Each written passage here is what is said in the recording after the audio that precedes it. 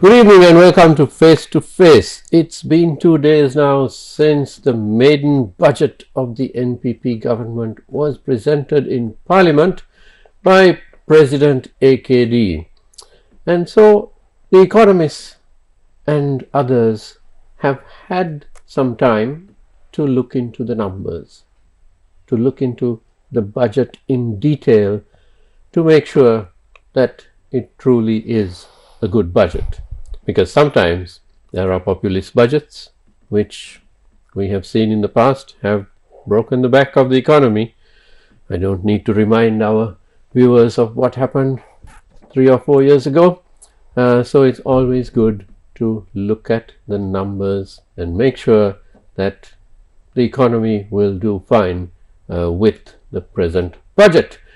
And to discuss this evening, we have with us Mr. Anushan Kapilan, who is the lead economist at Verite Research. Good evening and welcome, Anushan. Good evening, Niresh. Thank you for having me. It's a pleasure. Right. So, Anushan, let's get down to this. The budget has been praised by a lot of people. It seems like a well-rounded budget, but in the end, it's the numbers that matter. So, as a specialist in this area, as an economist, tell us what your general view of this budget is, because it has drawn fairly good reviews from various quarters. Yes, Niresh. So, as we see this budget, this is the first time that the government has expected a revenue of around more than 7 trillion for 2025, and last year this was around 6 trillion, the expenditure, but it has risen to 7 trillion now. And you can also see, if we compare it to 2020, it was actually, the expenditure was only 3 trillion. So we can see that the expenditure has almost more than doubled this year. So it's a historically high amount. And revenue also that the government expects this year to be around 5 trillion. It's around 4.99 trillion, which is closer to 5 trillion, which is also again the highest the government is expecting. And most of the years this has been the case. Every single year when a budget comes in, the government, it has been the highest values, but this year it has been much higher in nominal terms. And also when we look at the deficit that the government is incurring, a 2.2 trillion deficit, which is actually, in nominal terms, it has reduced a little bit from the last year. But we also have to look at all of these numbers in GDP terms, because that's where the real picture comes in, because you just cannot see it in nominal terms, because the inflation, we had a very high inflation where most of the prices of goods had almost doubled within the last 2-3 years. So if we look at the numbers in GDP terms, we can see that the government is expecting a expenditure of 21.5% of GDP, and the revenue is, the government is expecting a revenue of 15.1%. So the revenue has been, this year, the expectation of the revenue is one of the highest in few years. So since 2008, this is the highest revenue that a government is expecting, 15.1%. We can see this is also because of the various increases in the taxes that we saw in the last few years. Now let me stop you right there, Anushan. The revenue, in my experience, every government in every budget overstates revenue. They sort of, it's like having a coconut tree and saying, well, we got 20 coconuts this month, we will get 25, in 3 months' time. But almost every time the finance ministers overstate this, and then by the end of the year, the revenue is not sufficient. I mean, it doesn't happen every year perhaps, but no, it's mostly every year. When we look at all the years from the last 20 years, mostly every year the government has, I would say almost every year except last year, which we are not sure yet because we didn't get the full numbers out from the Ministry of Finance.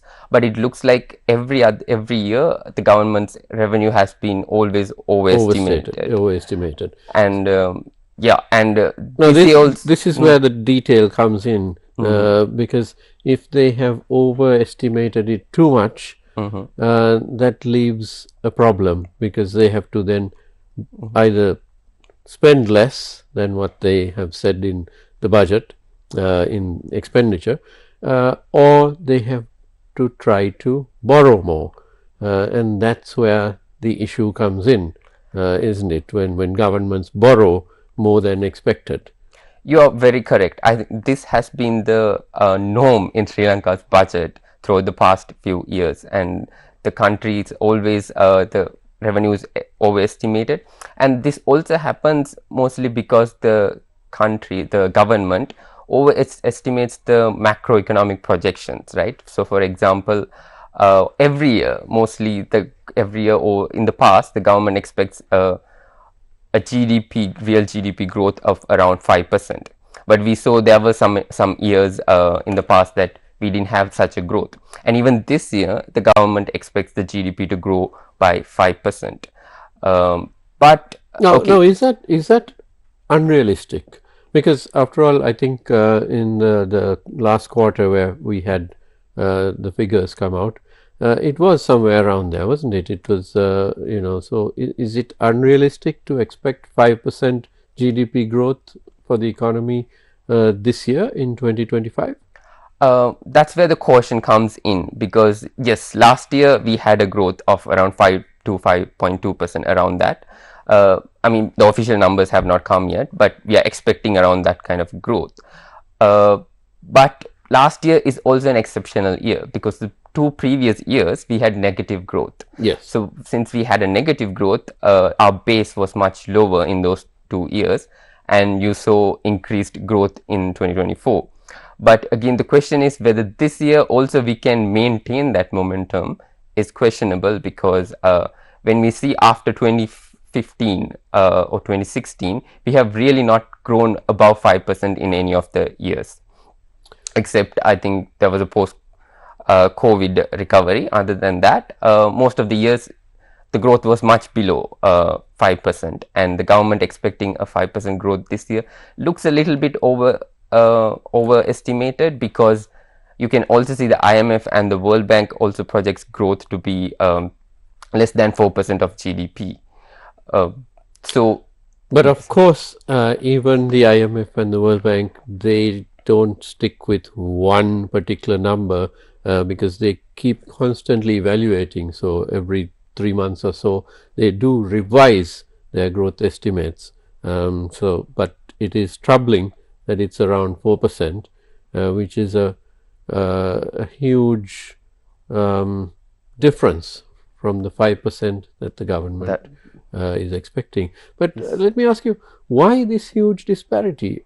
Is it simply that the IMF and the World Bank are overly cautious, which is, well, I mean, to me, these are institutions which basically track the entire world, every country in the world, so they should know what they're doing, but that doesn't mean they're always correct. But at the same time, is it that the government is over ambitious, overstating what can be expected? Yes, of course, the government is in most years very ambitious. That's why they come up with an ambitious budget and expects the economy to do well, and it has been the case with most of the government in most of the years, that they are a bit more ambitious and they are optimistic rather than pessimistic. So if you have an estimate, because again, having these estimates is much harder, because you don't know what can happen to an economy, right? There can be so many shocks, so many external events that can happen, and it's really hard to do a projection. So even the IMF, the World Bank, they also would not be always doing a good job at projecting this. But the government, I would say, rather, if you can have 2-3 scenarios where you have optimistic, pessimistic and a baseline scenario, the government would mostly take an optimistic view, so that they expect a higher revenue, and when they expect a higher revenue, they can also spend more with that money. And what you normally also see is that especially the capital expenditure mostly gets cut, because when the revenue is not sufficient as much as you expected, the government mostly has gone in and cut the capital expenditure. And we also see that this year the capital expenditure, the government expects capital expenditure of around 1.3 trillion, which is also one of the highest compared to the past, which comes to 4% of GDP. And after COVID period, this has been the highest investment on capital expenditure. And this is a bit more ambitious, and we are not sure again whether this growth, whether this capital expenditure can be achieved unless we get the revenue sources. And it's also really important for us to maintain a primary deficit or rather primary surplus target, because the IMF has given a target of 2.3% of primary surplus. So primary surplus is the budget deficit excluding the interest payments, because interest payments are, again, it's a bit it keeps changing on the market conditions. The government has given, in addition to servicing the debt, how much your normal revenue and expenditure difference should be. So they have given a target of 2.3%, and that target is also there in the Economic Transformation Act, which the government has to maintain. So there is that target that the government has to maintain, and then the government also has a target of 13% primary expenditure. So that's all expenditure excluding interest payments. So the government has to maintain those two targets. So in order to maintain those two targets, the government has very little room in terms of extending its deficit further. It cannot extend its deficit because of that target, and as a result, what you would see is that mostly the capex gets cut, and that is the capital expenditure gets cut. It's also important to note that even in last year's budget, there was a similar capital expenditure. Capital expenditure was around 1.2 trillion, if I'm not mistaken, and it was pretty high. But this year, the government has revised it to 800 billion. So from 1.2 trillion, it has reduced by 400 billion. It has reduced the capital expenditure because it was not able to. Right. So if you were to explain what capital expenditure is, it's basically a lot to do with construction, isn't it? It's the roads, bridges, and so on, and other items which the government invests money in. Would that be a simplified explanation of it? Yes. So capital expenditure is all of the capital, like, so non-recurrent. So yes. it's not day-to-day activities, not the salaries. It's not the electricity bill of the Pradesh Sabha. It is a capital expenditure. Capital. Right. So it's something that also you see for economic growth. It is essential to have physical capital that comes through the building of these roads, bridges, and all kinds of buildings and government institutions, and setting up new offices and new agencies, and mostly the infrastructure. I think even this government has invested the highest capital expenditure is for the Ministry of Transport and Highways, which is the, if I'm not mistaken, the second largest. Let me have a look. Well, it's certainly the transport and highways certainly has been a most neglected area in Sri Lanka. We have a transport system which is basically it collapsed decades ago. Try to catch a bus during rush hour or catch a train. It's terrible. So public transport certainly needs a lot of capital expenditure. And as for highways, well, definitely we've got a lot to do in highways. I mean, there's a highway which is half built, the so-called expressway, Central Expressway, which we seem to have forgotten that 30-kilometer part in the middle. We've built it from Mirigama to Kurunegala, and forgotten to finish the part from Kadawatha to Mirigama. Which is now what has been built is falling apart. So these things have to be certainly done rather than just neglecting these areas.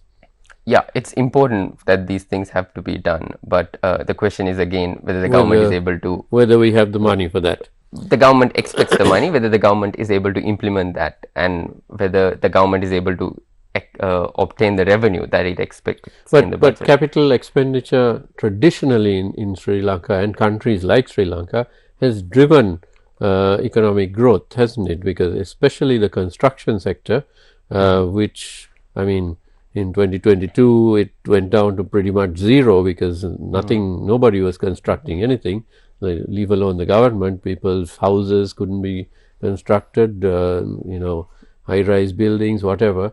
Everything ground to a halt. And it led to the loss of tens of thousands of jobs. So the construction industry certainly would be happy with increased capital expenditure, and that in turn would drive economic growth. Yes. So all that is, and of course the private sector and basically people would have more jobs, and you'd get more spending because of that, right? So it's sort of a circle. It's a multiplier effect, you would call in economics. Exactly. Because you invest, you pump money into infrastructure and related things, and it multiplies, and it gives the GDP effect through that. Absolutely. But like you said, the government needs to have the revenue, otherwise they can't be spending it. Right. So now, in terms of the revenue, again this 5%, which may seem high, but it's not. I mean, when you look at, let's say, India, China, during their heyday, when their economies were racing ahead, we had 7%, 8% like that. So those were extraordinary cases. But is 5% more of a realistic case for Sri Lanka? You mean 5% the GDP growth? Yes. We also have to understand that Sri Lanka, the growth, it has been after 2015 mostly reduced, and there is also a concern that the Sri Lanka would sometimes face, the middle income trap, where the country would reach closer to the middle income but would not try to reach the upper income because it has some structural weaknesses in the economy. And I think that's why it's important to address these structural weaknesses in the country. And one of the main structural weaknesses which was there in the country is like governance issues, right? So for example, things on like the efficiency of the government has been and the performance of the government has been very less, in a sense. Like the government is supposed to be transparent about things. The government is supposed to be less corrupt in terms of procurement, in terms of purchases of goods, and the government has to deliver in those areas. When the government delivers in those areas, you would also see that there is much more trust among the business community, that everyone is treated fairly and there is no unfair monopolies being formed. And we can also see these monopolies are being formed in the state sectors, and lots of these sectors are again not liberalized, and which can also where there's state monopoly and things like that. But also in terms of governance, what really needs improvement is that the government needs to set its rules and achieve its rules. So in the past, like the whole crisis that happened is mostly a governance crisis, we call it Verite, because the government has failed to adhere to some of the rules that it has set by itself. So there was an act which was recently repealed, which was called the Fiscal Management Responsibility Act, and this act specifies that the government has to maintain a budget balance of minus 5%, so budget deficit of 5% maximum. But since the enactment of that particular act in 2003 till it was replaced in last year, the government never achieved that target. So the government set up a law and it failed to achieve in every single year, and which we see as a huge governance failure from the government side. Because when we look at the crisis, during crisis times, the budget deficit went up to more than 10% in 2-3 years consecutively. That meant that the government had to borrow so much money, and as a result that we increased our debt, and our debt became unsustainable. So it's really important to have those checks and balances, the fiscal checks and balances, and that's why currently we also have the IMF has set targets, and these acts which I specified, the Public Financial Management Act and the Economic Transformation Act, has set targets, and it's really important for the government to achieve those targets and to be on path as well. Because when we see also in the past that every single budget which came through the election years had high budget deficits. So budget deficit always increased a lot. So it happened in 2019, 2020, 2021, and in 2015, and even during 2008 and 2009, the budget deficits increased a lot, because the government gave during the budget times, during the election times, it was mostly a relief budget. When a new government comes in, they want to give a relief. Outright bribery of the voters, that's what it is. Yes, during election years, and many governments have been guilty of this. But this too is an election year, 2025. Does this look like a relief budget, or is it more pragmatic? Because in reality, I don't think politically speaking, the NPP is actually very powerful, as we saw in the last election, and more than the NPP being powerful, the opposition has fallen apart and is picking itself up. So because of that, it's not a neck and neck race anymore. So the NPP government doesn't need to sort of give handouts. That was the famous example of a minister going and handing out chickens and things like that. They don't need to do anything like that. So does this look like a relief budget, or is it a more realistic one? I think this budget is within the parameters that was set, as I said, the fiscal targets that was set by IMF and by the government acts are adhered to. So for the first time, I think the budget balance is not broken in this budget, because now that act is replaced. But again, if that act was there in place, we would have still broken that act, because again the budget deficit was 6.7%, which is still higher than the 5%. But letting that apart, because that happens mainly because of the interest payment that the government has to pay. The interest payments are now 8.9% of GDP. So a very large quantity that it has to pay in interest, and as a result of that, the government can't reduce the budget deficit as much. So that's why the focus is on primary surplus, or the primary balance. So the government has to make sure that it maintains the 2.3% primary surplus. So all of those are well within the parameters, and we also see that the government has tried to be within those parameters and tried to bring some important steps to actually improve the situation in the country. So for example, I would quote like the government is going on about limiting expenditure. So they're cutting unnecessary expenditure. So in the budget proposal also, that we saw there was a commission or an institution that will be set up to rationalize the government expenditure.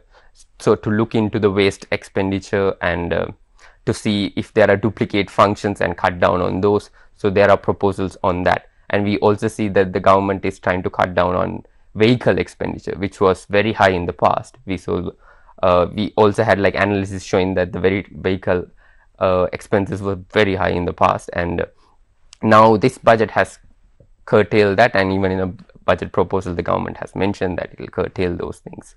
So those are some of the pragmatic things that the government can do it by themselves, by being within the limit and trying to bring in some relief. In fact, when you were speaking about vehicle imports, especially for government, I kept thinking, if it's such an easy thing to do, to basically say no more Prados for the government, no more Defenders and so on, no more super luxury vehicles. It's so easy to do. And when Sri Lanka was clearly the economy, the government revenue, everything was falling apart for so many consecutive years. No government really stepped in and said, okay, we're going to put a stop to these super luxury vehicles for the government. So absolute rubbish, and we ended up, well, we know where we ended up because of this. And now finally we have a government which has taken this very basic step. I mean, it's not rocket science, is it? Other areas of government expenditure which are glaring and have not been cut. I mean, yes. So if I may raise one major thing that we also have done analysis in the past, and which we were saying, is that the government has a very bloated public sector. So the public sector in Sri Lanka accounts to 15% of the employment. That is actually, when we did a comparison with the other countries in the region, in South Asia and Southeast Asia, we found that Sri Lanka was at the top with 15% of its employees in the public sector. Well, Sri Lanka's number one, hooray! Number one on the wrong end. We should be looking at it the other way. So we've been upside down, basically. Far too many people employed by the government to do nothing except try to make a fast buck out of the citizenry when we go to get some approval or something like that. Not that all government servants are like that, but when you have so many of them sitting around, well, it's asking for corruption. Right. So how, now this is an area which no government has really touched. We have had the Yahapalana government, and then President Ranil Wickremesinghe's government.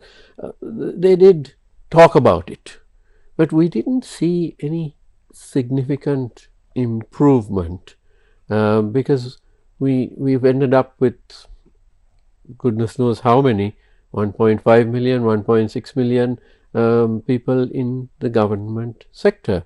How do you set about it? Apart from the attrition, you don't recruit, and people do retire, you know, and go away. But that will take a long time, a generation. What are the lessons that we can learn from other countries in economic terms to reduce this? Yeah, so in terms of reducing this expenditure, what we really saw was like, where does most of this come from? So if you see the salaries and wages bucket of the government, we see that actually half of it comes from defense and public security. That's the police and all of them. What are we defending against? Yes. I thought the war ended about 15 or 16 years ago or somewhere there. Yeah, so despite the war ending, we've got this huge defense budget. Of course, public security, well, today a shooting in a Halsdorf courtroom, so public security is not something that we can curtail, but we need to see what in the world is going on. But that's another issue. But how do you reduce on defense budgets and so on? So when we actually looked at the numbers also, we did an analysis to see the size of the numbers of the country, because currently Sri Lanka, you don't get much of the public sector employees don't get that high salaries. The salary, even the salary increment in this budget, which was the highest expenditure proposal, accounting for 110 billion, is, I would say, is a fair enough thing, because the public sector needs a salary increase because it has not been increased in the past much. But what you can see is that it's just the number is so high. And in defense specifically, we did an analysis to see that analysis actually showed in the whole world, we have been the country with the highest number of the military personnel and highest number of military personnel per capita. And we are so there are countries that has per capita highest, and there are countries has, in terms of the number, also the highest. When we combine both the number and per capita together, Sri Lanka is the highest after North Korea. So we are the second in that sense. I mean, second to North Korea, I'm not surprised, but it's a terrible position to be in. So we certainly can do better than that, can't we? Yes, and I think we should be doing better because the war is ended and so much. Yeah, I understand the police and the public security. Maybe we need more investments, more personnel. But in terms of the defense and the military size, it is something that we can think to cut down, and also we can try to reach the same level of security by investing more in the technology, because most of the countries now it's technology driven, the defense sectors, and we might have to move more towards that than having such a high employees. And it also we see that I think during the last government in 2020 or 2021, there was so many unskilled employees that was unskilled in the sense it was called as low skilled laborers because they've only passed O levels, and 100,000 of them were recruited, and that was put into the public sector. And the tragedy is that they are recruited, but they are not given sufficient training to make them skilled. So they are, I mean, they might get a little bit of training, but not to the point where they could leave that job and go to the private sector and get a job. So this is actually doing them a disservice, isn't it? You bring hundreds of thousands of people in, and then you just pay their salaries, and you don't actually reskill them. Yeah, and also sometimes in some cases they wouldn't even be doing a job because they were just given a job by the government because they were recruited. And it's also bad for the economy because otherwise, if they were not given the government job, they could have done some other job. They could have had a shop or something and sold something or worked somewhere, and they could have got some income and they could have contributed to the economy. But in this case, they are just held by the government and they're not even able to do other jobs. So instead of okay, if poverty and if poverty is the issue, the government could go in and give cash transfers and be like, you can have 5,000 or 10,000 per month, but you can do other things. So then the government, these people also will be doing other things and they will add value to the economy.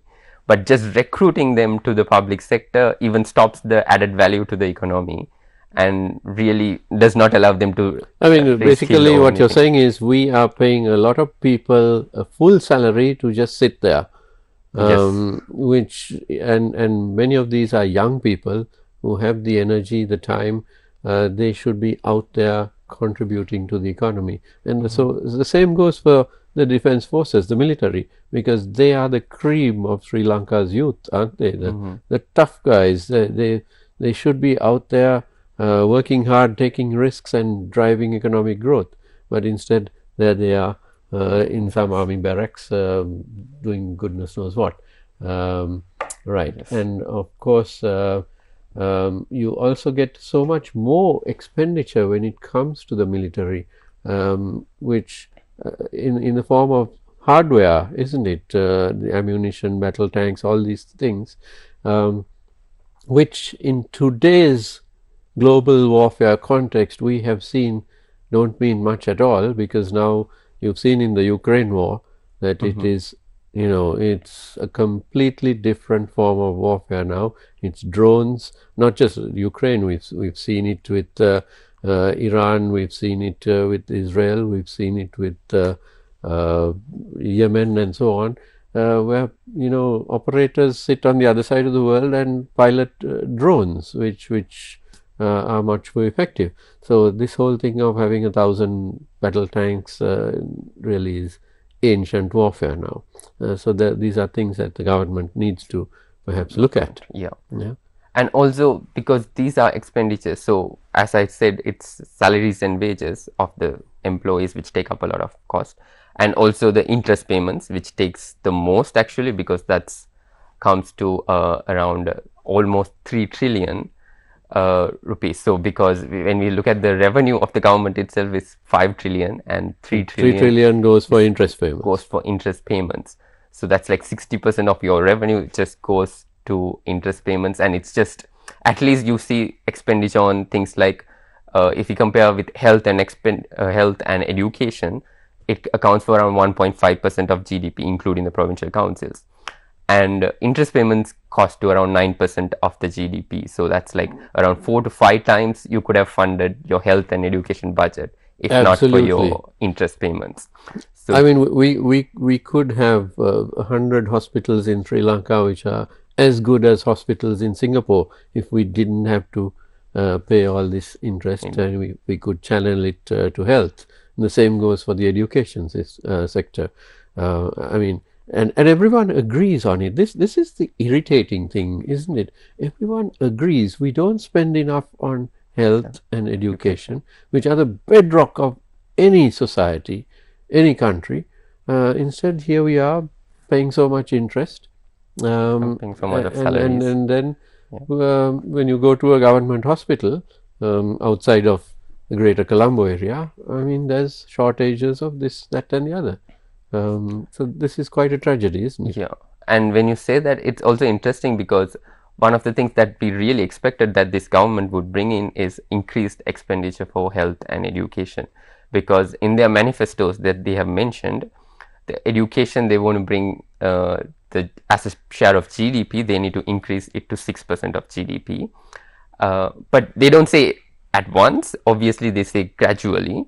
So you would want to see over time that there is an increase. And for health also same, they expect it to go to 3% of GDP. But from this budget, do you get that indication?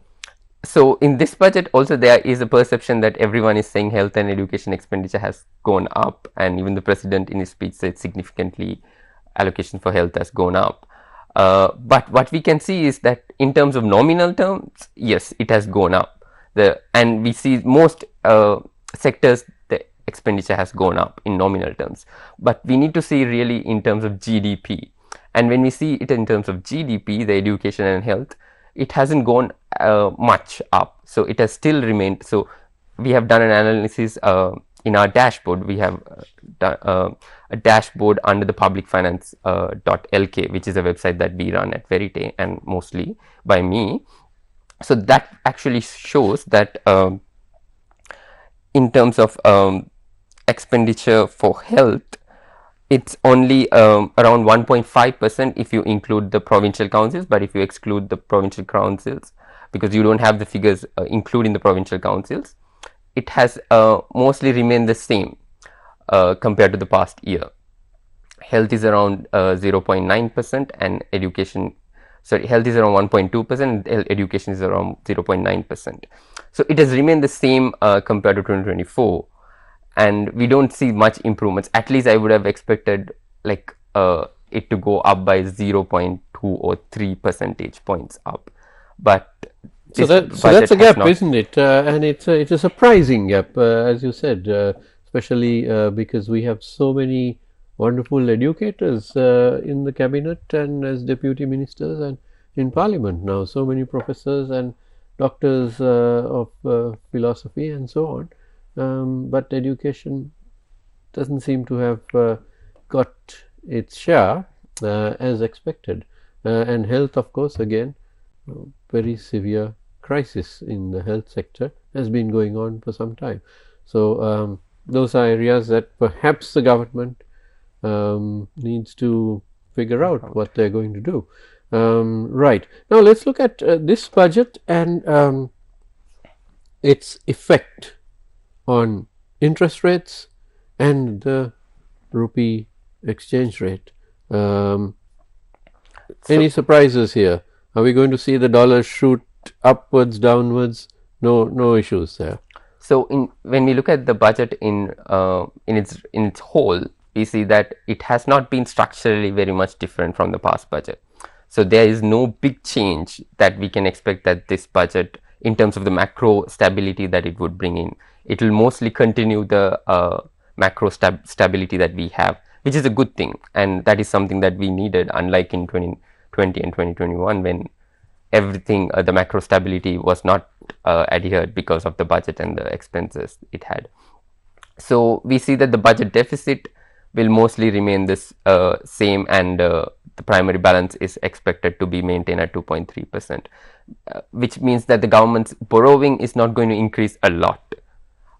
in nominal terms there is an increase, but as a share of GDP it won't increase much, and that means that the government does not have much requirement to borrow in the market or for the rates to go up significantly. So the government coming in, and the demand for the bonds from the government side would normally remain the same as it is now. It's only the other external factors which would matter on the interest rates and exchange rates.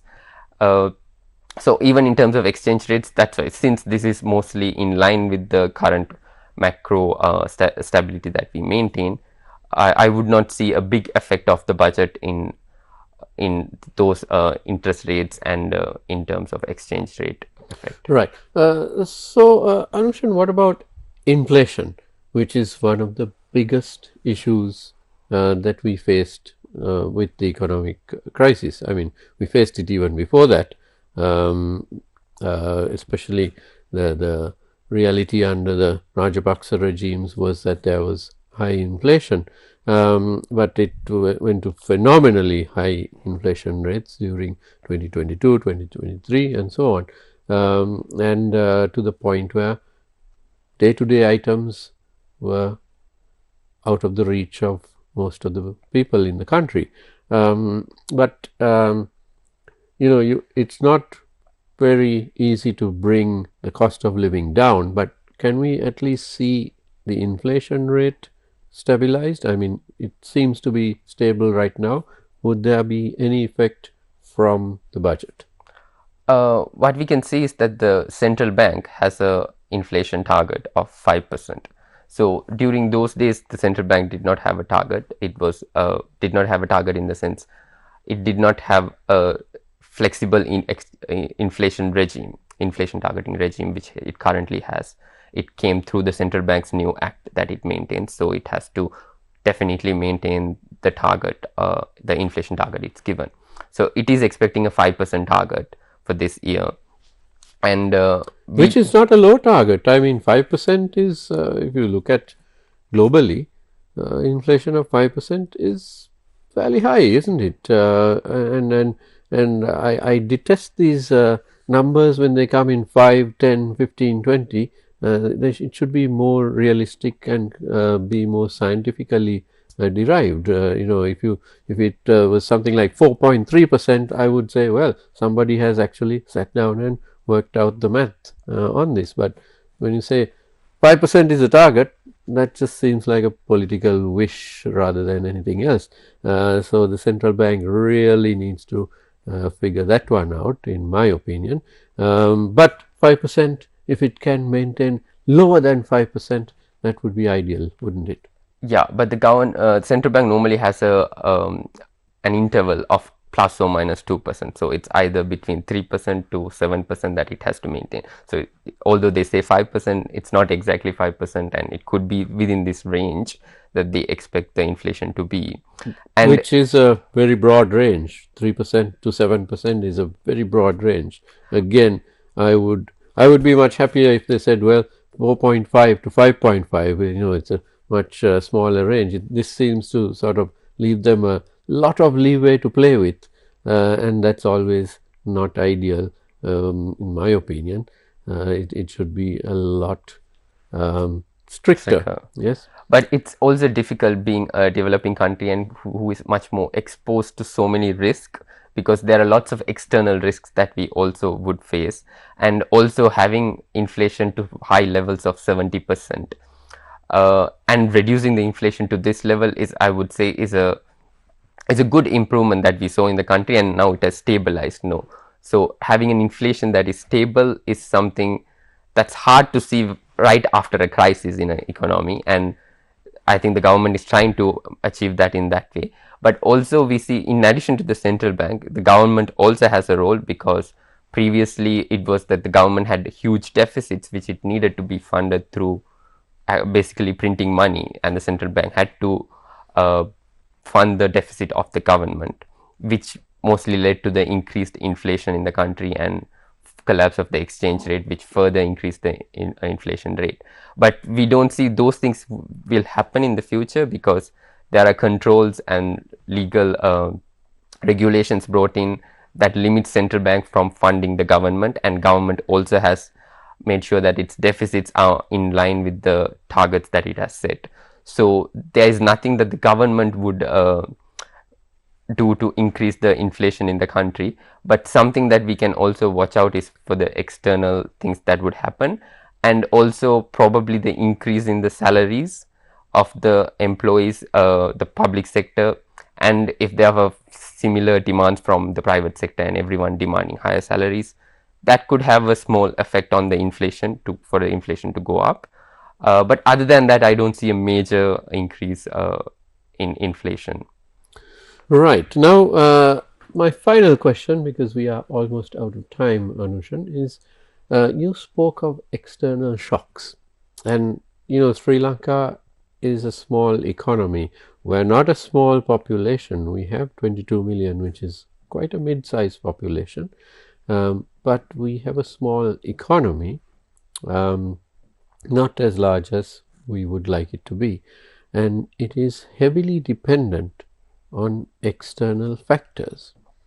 I mean, on the one side, you have a country which doesn't have many natural disasters, so that's great.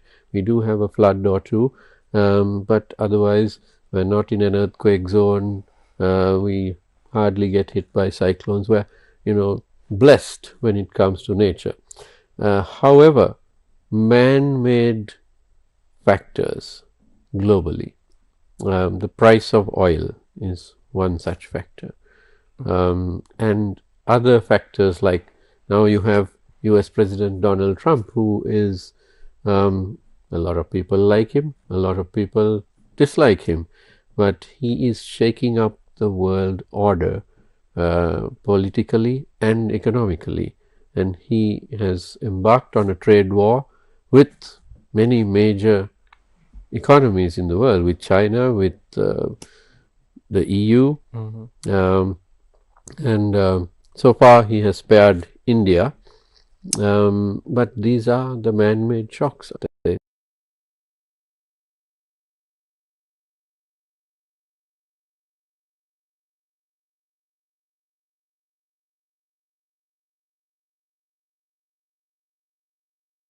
In a bad position, wouldn't we?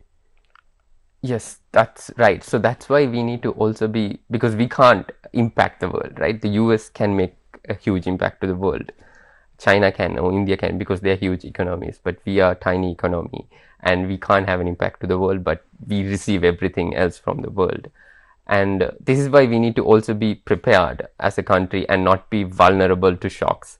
So see, what happened was that we also had this fiscal problem, which was going on for decades, that we had a very high debt levels and our revenue was not enough because our revenue was coming down, and we had to address that, but it was neglected every single time in every budget, and we ran huge deficits. And when we quickly saw a shock, the COVID-19 shock that happened, a world major shock, and Sri Lanka was really exposed to that, and it couldn't, Sri Lanka went into the worst crisis as a result of such shocks. So such shocks can happen in the world, but it's all about making sure that we have things in place that then we are ready to face such shocks. So that's why in the fiscal front also, that it's important not only to just maintain these limits that were set only during the IMF period, program period, but also going forward in the future, because these acts actually specify these targets to be there in the future, but governments breaking it and all of that can actually lead to much bad situation. So it's up to the government to try to increase its revenue. And I would say what it really needs to do is increase its revenue a lot, because it's currently only 15%, but many other countries in South Asia also has much higher revenue, more than 20%. Maldives has much more than 30% also.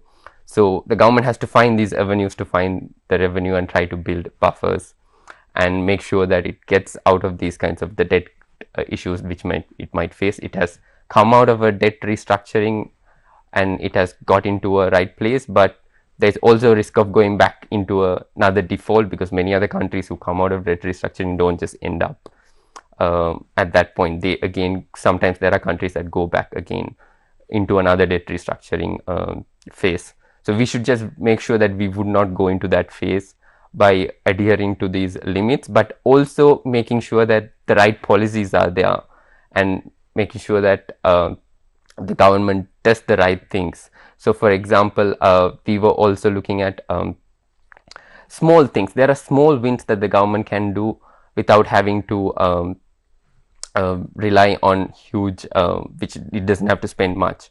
So one such thing, if I may say, is that there is a proposal that Verite brought in was on maternity leave benefits. So there are these maternity leaves which has to be borne by the employers in the country. So your employer has to pay the employees the benefit during that months of maternity leave. But in many other countries, that's not the case. Like around 100 odd countries, it's mostly the government funds it partially or fully.